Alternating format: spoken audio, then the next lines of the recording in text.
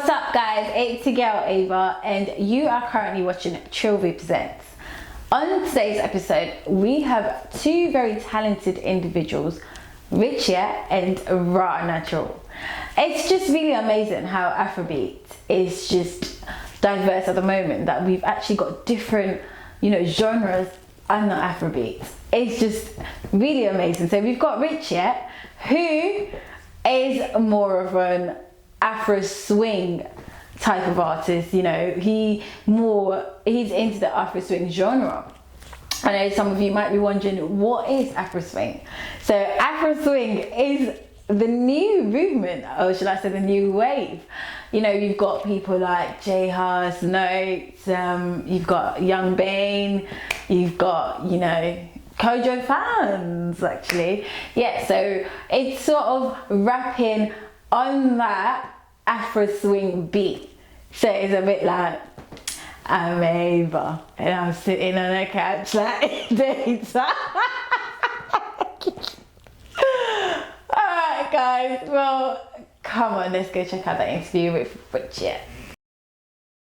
It's Kofi, it's Trill V, you got Rich in the building. What you saying, man? I'm good, man. Listen, man, I've been meaning to interview for a minute. Yeah.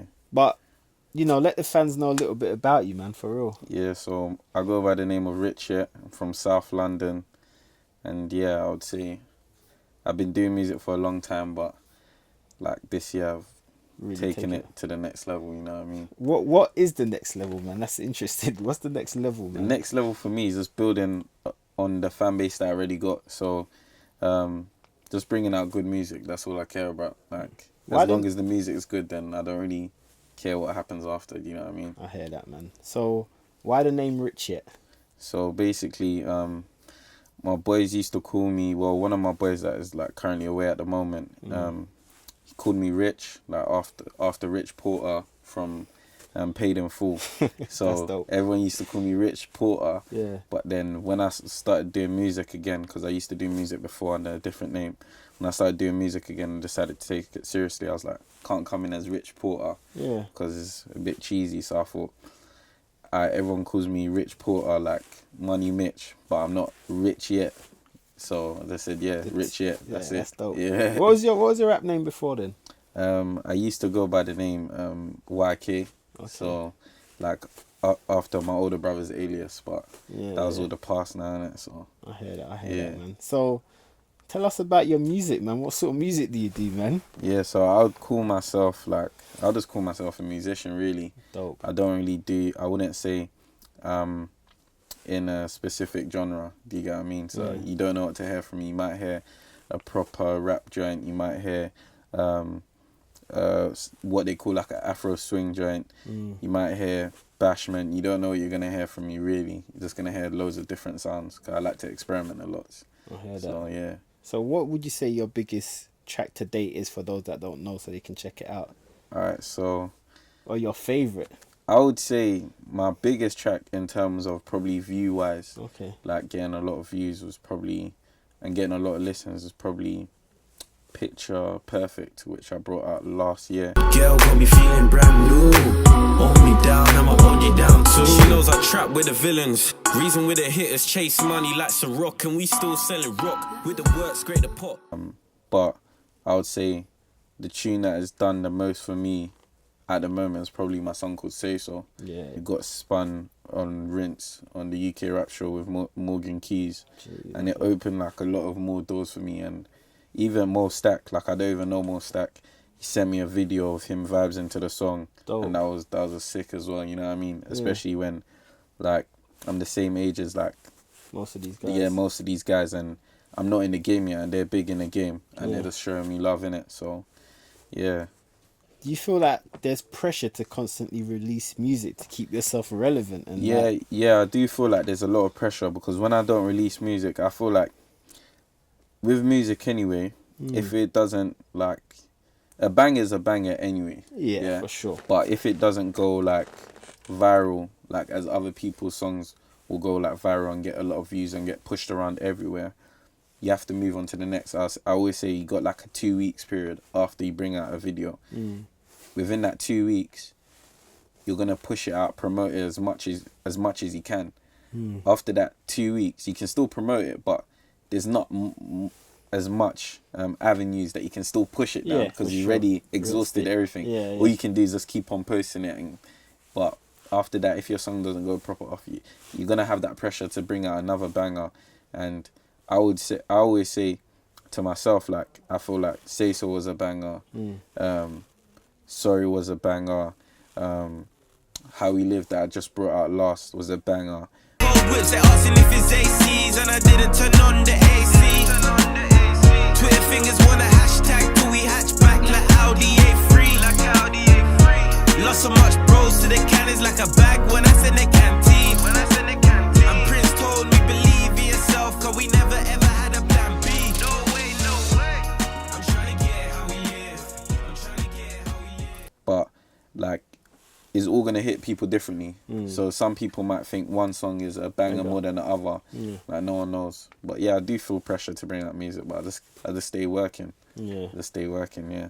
Okay, I was gonna ask you. So like, the way the rap game is now, like, you know, there's a lot of artists coming out and stuff. Yeah, definitely. Like, do you feel there's room for you to like make it and get to where you know you want to be, or like how do you find that? How do you find that, man? Because there's a lot of people coming out. There is like every day there's like a new person coming out. Like a lot of people coming out. They even like coming out from like 16 and they're sick. Do you know what I mean? But with me personally, I just feel like a lot of people come out and they are hard, but in terms of bar wise, I think I'm a good lyricist when I want to be. I know how to structure a song. Do you know what I mean? I know how to make a catchy chorus. Like, I feel like I'm the full package. And sometimes it takes a lot of people time. Like, for example, Wretch 32. Wretch 32 was hard from day, but he got his big break later on down the line. It's like a 10-year grind for some guys, you know what I mean? Like, a lot of his peers were blowing off. He was still in the same position. But when he went off, he went off big. So, with me, as I said, for me, I don't really watch, like, views, like how many views I'm getting, or if like certain people are listening, like the cool people in the industry are listening to my music. I just keep on bringing out music, innit? Good music is good music. So what's your next plans like? What's your next steps? Where's Rich Yet trying to reach? Like, so basically now, obviously under the alias of Rich Yet, I'm bringing out a project. It's called Rich at Heart. Dope name. Thanks. It's like called that. Rich at Heart.